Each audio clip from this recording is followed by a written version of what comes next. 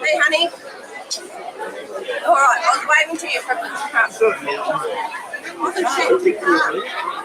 No, I actually stayed up with the demo. I wanted to pick.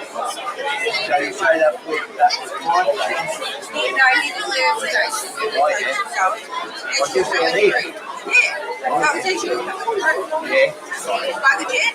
He's been up early, haven't you? But no food. Oh, jeez. Did you come down to the food? No, I had a 60th last night. Did you? Yeah, so the 10 o'clock at the Yeah, listen, how's your mum? yeah, not great. Coming down, but no, worse than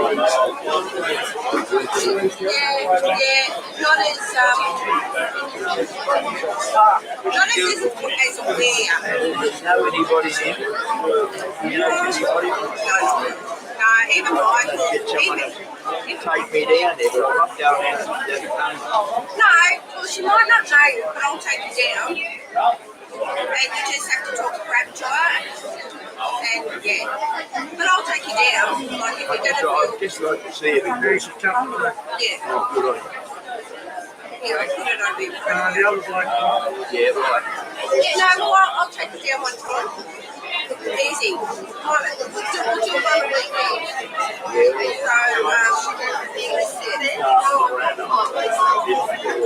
Alright, well I'll talk to you later and yeah, we'll sort something out.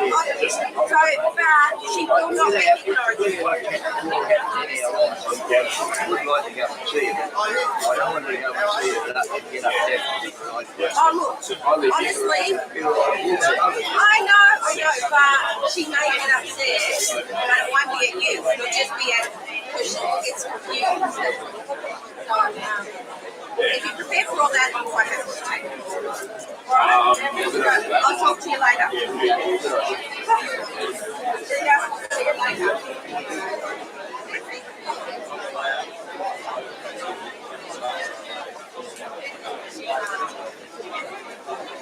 How are you?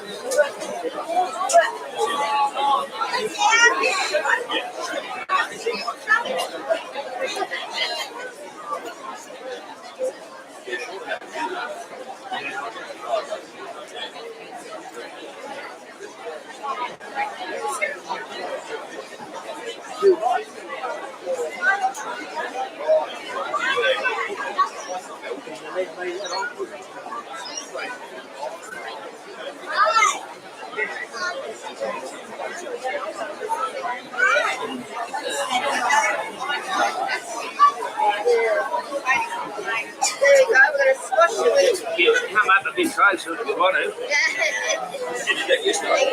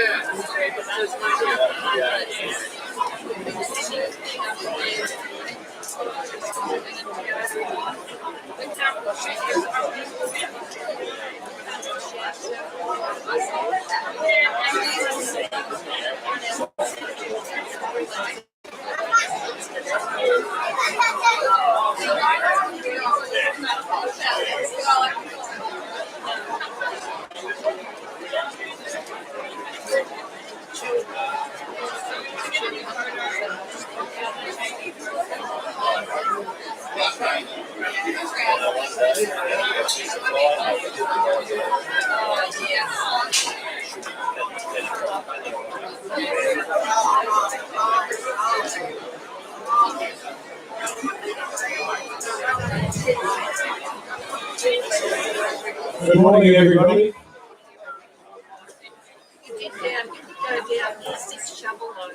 Welcome to the ANZAC Day service at the Upwey Belgrave RSL.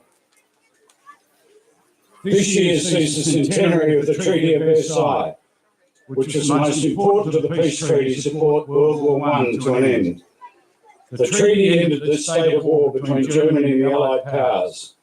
It was signed on June the 28th, 1919 in Versailles, exactly 5 years after the assassination of Archduke Franz Ferdinand, which had led directly to World War I.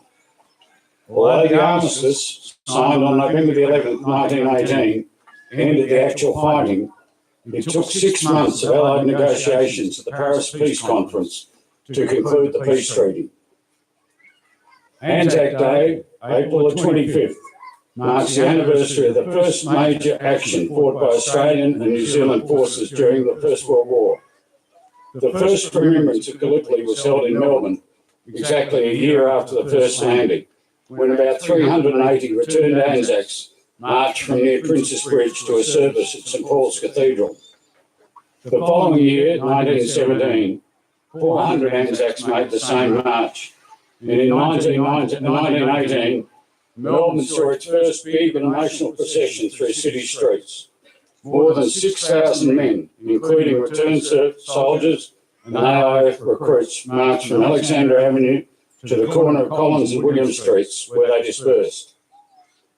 There was no city march in 1919 or 1920 due to a major flu epidemic, and the first really big march was held in Melbourne in 1921. And then there was a 3-year gap until the second in 1925.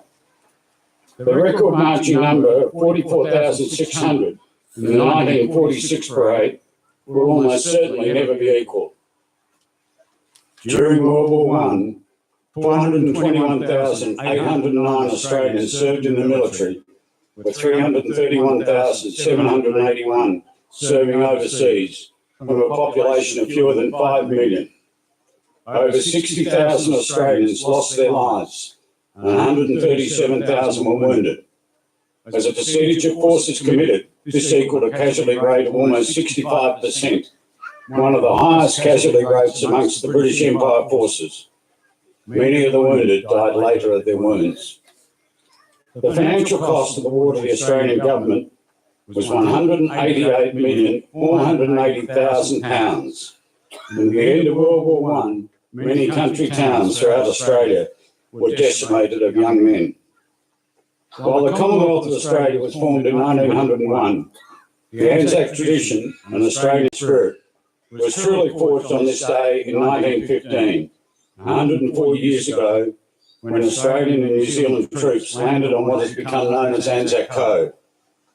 This tradition and spirit was reinforced further in the trenches and battlefields throughout Europe during the First World War and continued to the Second World War in Europe and the Pacific, and particularly at Kokoda in New Guinea. It was demonstrated in Korea, Malaya, Borneo, Vietnam, Somalia, Timor, Iraq and Afghanistan, and is still alive today.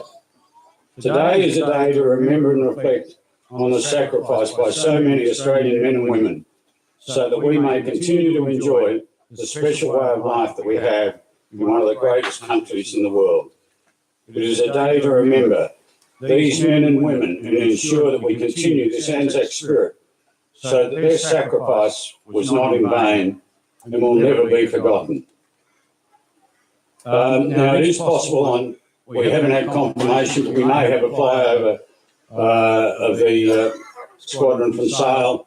We don't know. So if you hear the planes going over, don't worry, that's all it is. One thing that we did do this morning at the dawn service, and I'd like to do it again, is we had a minute of silence, if everybody could be upstanding. We'll just have a minute's silence for the victims of the Christchurch and the Sri Lankan massacres. Thank you.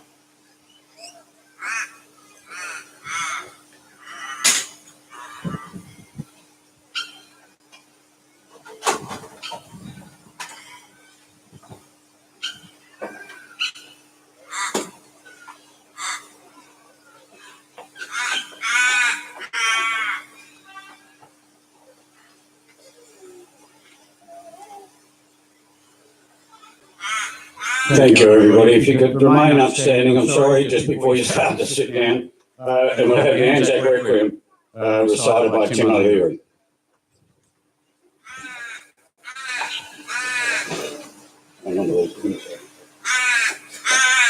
Thank you, Dave. There we go. On this day, above all days, we need to recall the men and women who served in war and who did not return to service, to receive the grateful thanks of our nation. We remember those who still sleep where they are left, amid the holly scrub and the valleys and the ridges of Gallipoli, on the rocky and terraced hills of Palestine, and in the lovely cemeteries of France. We remember those who lie at peace in the ground beneath the shimmering haze of the North African desert, amid the mountain passes and the olive groves of Greece and Crete, and the rugged, snow-capped hills of Lebanon and Syria. Also through the steaming jungles of Malaya and Burma, in New Guinea, and the distant isles of the Pacific. We think of those who lie buried amid loving friends in our motherland, and in our own far north, and those who lie in unknown resting places in almost every land, and those gallant men and women whose grave is the unending sea. Especially do we remember those who died as prisoners of war, remote from their homeland and from the comforting presence of their kith and kin. We give thanks to those of our women's services who gave up or risked their lives on foreign lands and at sea, and of those who proved to be, in much more than name, the sisters of our fighting men. We recall, too, the staunch friends who fought beside our men on the first ANZAC Day, men of New Zealand who helped to create the name of ANZAC. We recall of those who gave their lives in the Royal Navy, the British Army, the Royal Air Force, the Merchant Service, and in other British and Dominion forces. And we think of those men, the British men and women who fell when, for the second time in history, their nation and its kindred stood alone against the overwhelming might of an oppressor. We think of every man and woman who in those crucial hours died so that the lights of freedom and humanity might continue to shine. We think of those gallant men and women who served in Korea, Malaya, Borneo, Vietnam, Iraq, and Afghanistan, and in peacekeeping forces, assisting in the ongoing fight against all who try to oppress people's simple right to live in peace. May they all rest proudly in the knowledge of their supreme achievement, and may we, throughout our day-to-day lives, prove worthy of their sacrifice.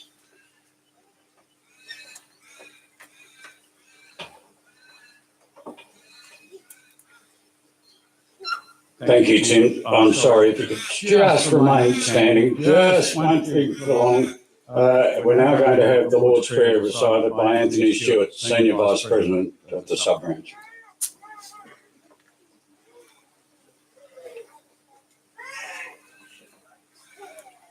Our Father, who art in heaven, hallowed be thy name.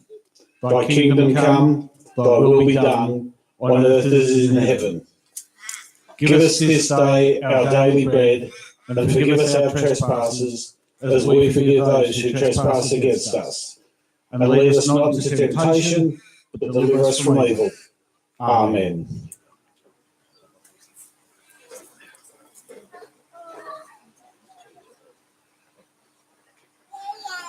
Thank you, everybody. You can now be seated.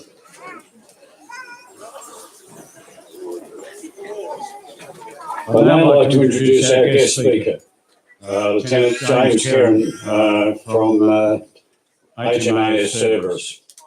Lieutenant James Kerrin, Royal Australian Navy, is a maritime warfare officer who is currently employed as head of the Navy's Seamanship School. He grew up in Melbourne's southeast suburbs and has served 10 years. During his time, he has seen operational service on border protection operations on Her Majesty's ships Rook, Childers and Bundaberg, and has been deployed to the Middle East on counter-terrorism and counter-narcotic operations. James Kerrin.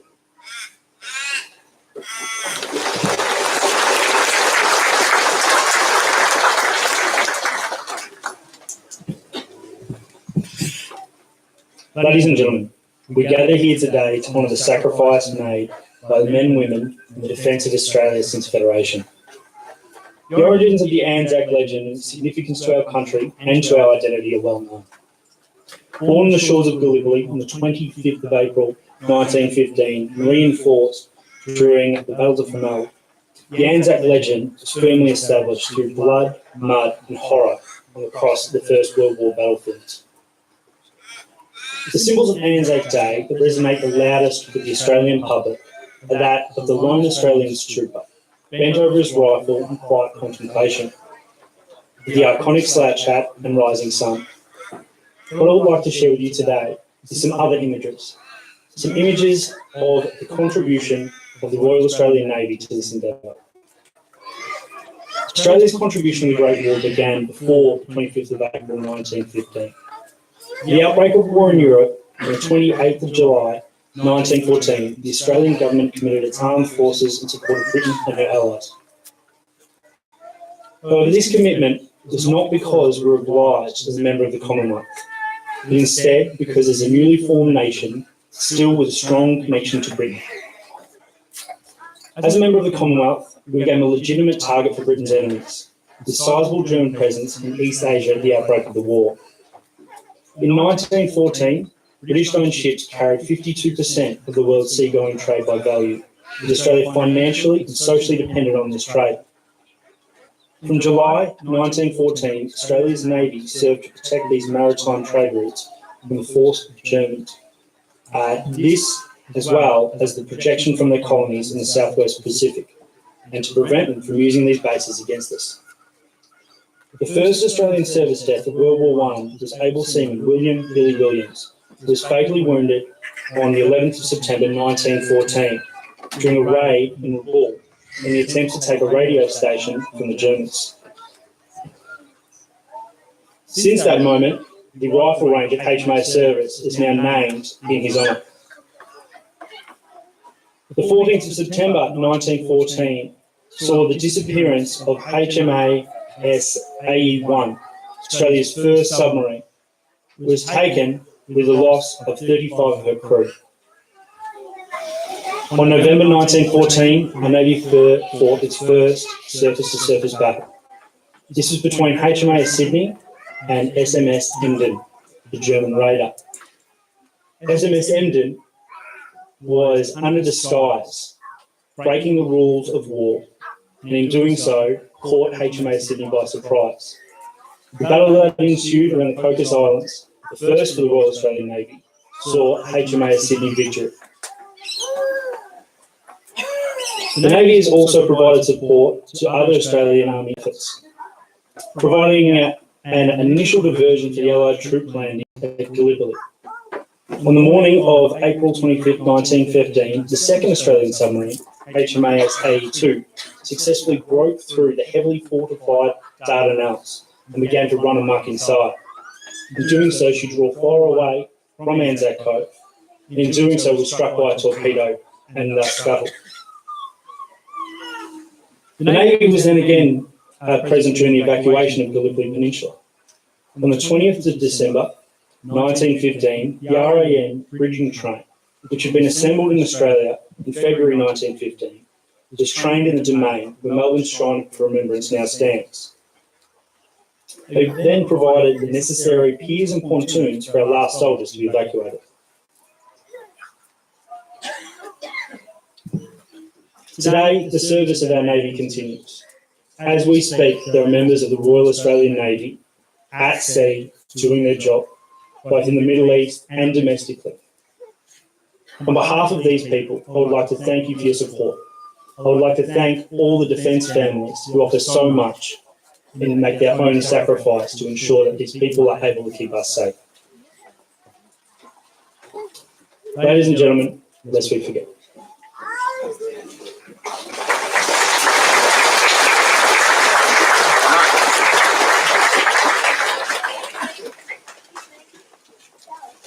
Thanks, James. It's always nice to hear something nice about the Navy.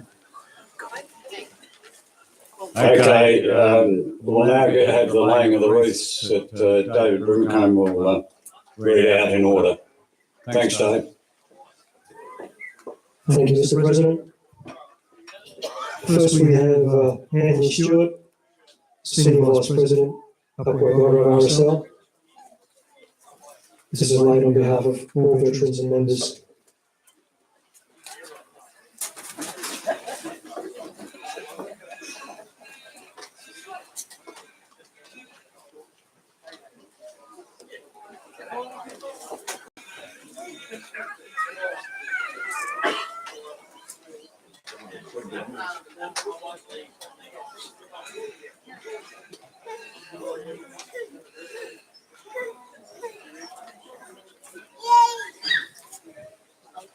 Greg Norns, Vietnam veteran and member, on behalf of the career veterans.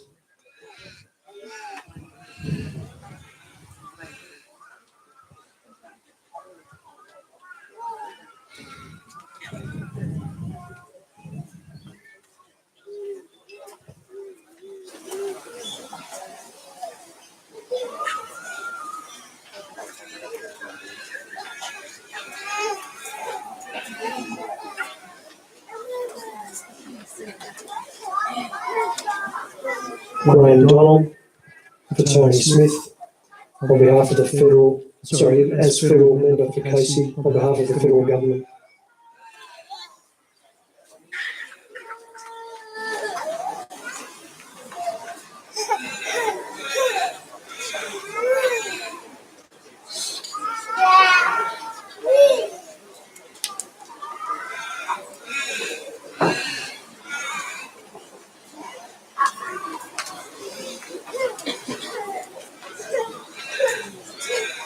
This list is fluid, but based on what I have here, I'll call a few out and then I'll invite others to follow. Nick McGuinness, on behalf of the Upwey Belgrave Junior Football Club.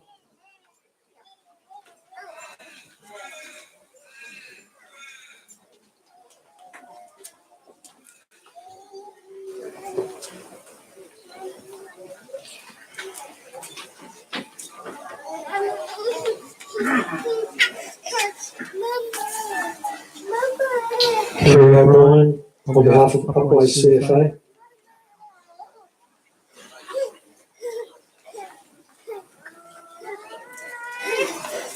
David, I think you might have one for Noel Cliff, which you missed. Thank you very much, Mr. President. Yes, I do. Sorry, Noel.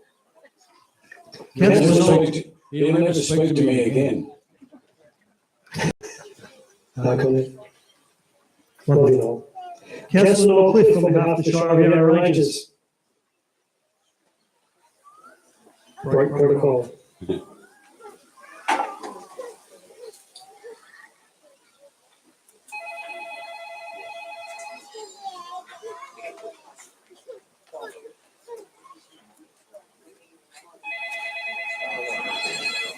Emma Hunt and representatives from First Roval, Joey Scouts,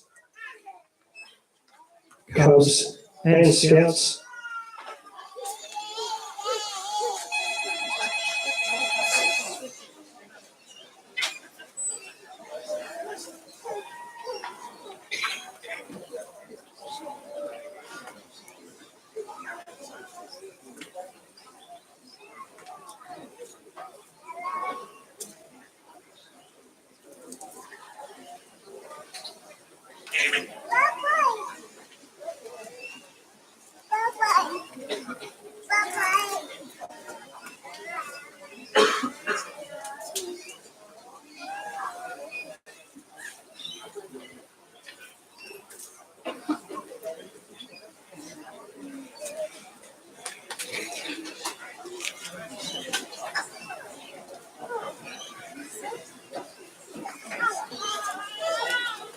Any other remaining wreaths may be laid now.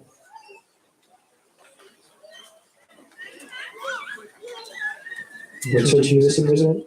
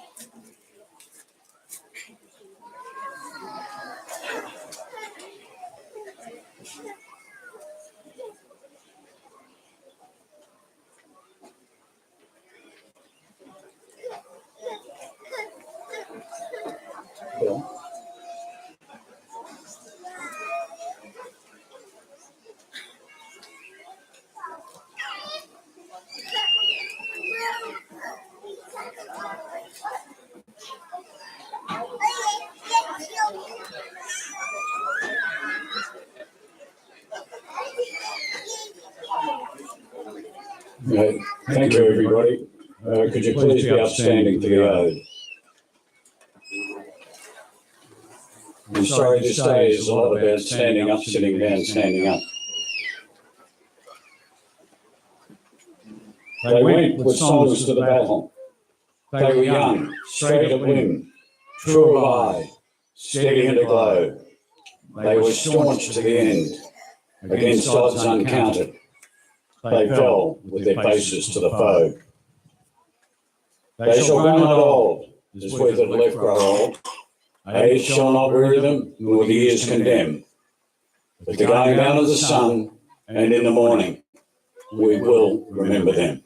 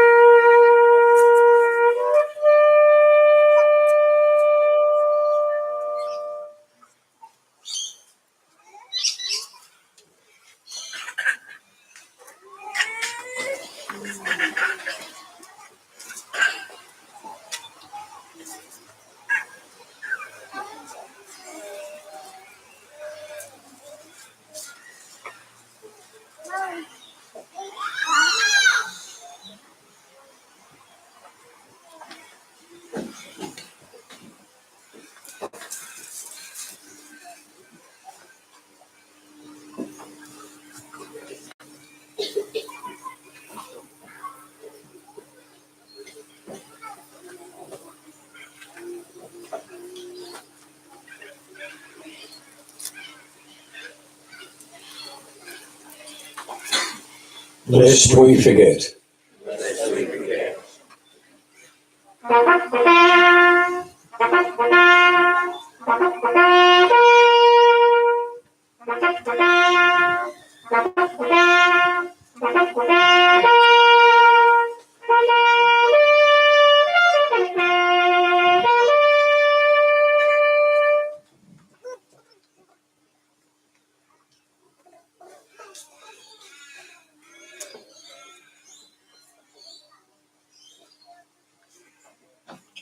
We'll now have the New Zealand and Australian national anthems sung by Arnold Tiama.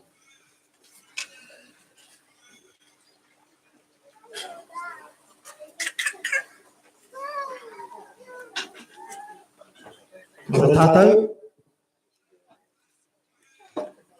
Hei hoa, patua, o ngā iwi matura, ata whakanona, me aroha Kia hoa koe te pai, kia tautoa tawai, mana ki tia mai, hau te aroha. God of nations, at thy feet, in the bonds of love we meet. Hear our voices, we entreat, God defend our free land. God Pacific's triple star, from the shouts of strife and war, make her praises heard afar. God defend New Zealand.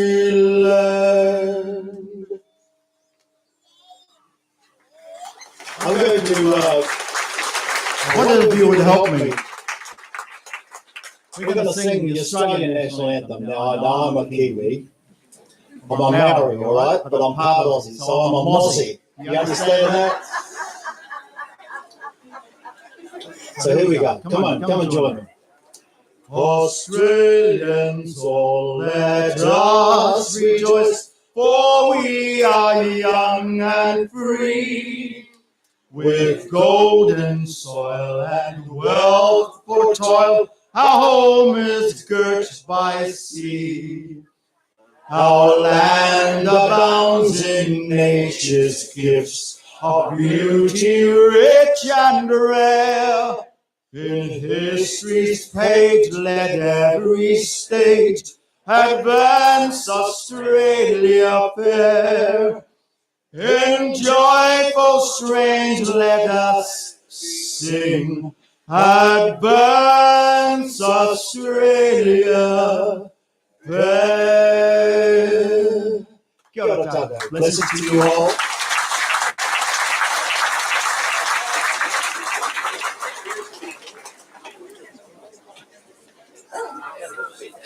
He does do that very well. And as I said this morning, I learned a new word, Mozzie. It always had another meaning to me, but now I know what it really means. So basically that concludes the service. So you have to sit down then, guys. I thought some of the old people might like that. I want to thank all the veterans, members and guests for attending today.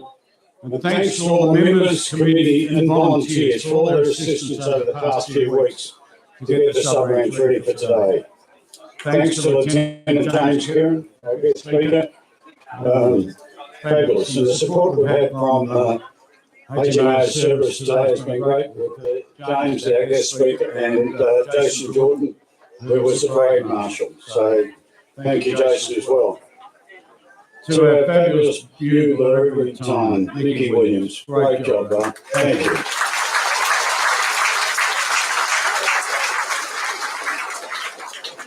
She always gets up early for the dawn service. Thanks, mate. To Beth Quilty, Lee Baker, 3NDR for the support they've given us.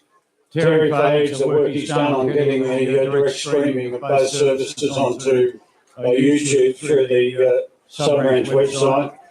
Michael Coe, Ross Johnson, John Peace, Anthony Stewart, Peter Sampson, Greg Mills, Graham Donald, who I always forget to thank, but who supplied the Jeep every year. And he actually got it started this year, right, Graham? David Brimmergame for the work he does up there. Tim O'Leary, and I mentioned Sub-Lieutenant Jason Jordan, the parade marshal.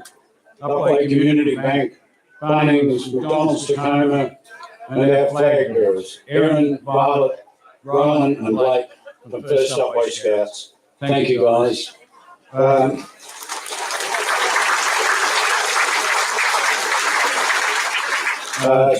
Puffy Billy and James Molino's office for printing the programs for today. And I should mention that James Molino was at the dawn service and later read earlier this morning. Now, if anybody wants to renew their membership or take out new membership with the Sub-Ranch, Ross is available in the office inside the Sub-Ranch for that. There has been a slight change in the membership card, so we were able to do them immediately, but it's got to go through ANZAC House now, so it'll take a few days. And also, if you would like to lay a poppy, if anybody would like to lay a poppy, you're able to do that now, or we do have some white crosses available for a gold coin donation. And morning tea will be available for the veterans inside the bistro.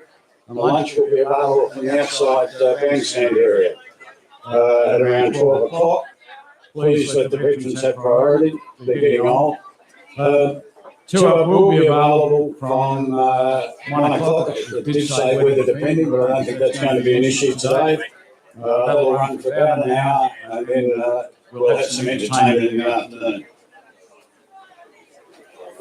Oh yes, we do have a raffle going for what, the ANZAC Day raffle or the other one? Oh, how much? Right, we've got some fabulous bar mats going. We're raffling for $2 a ticket, and as soon as we get up to 25 tickets, we'll be drawing it straight away. So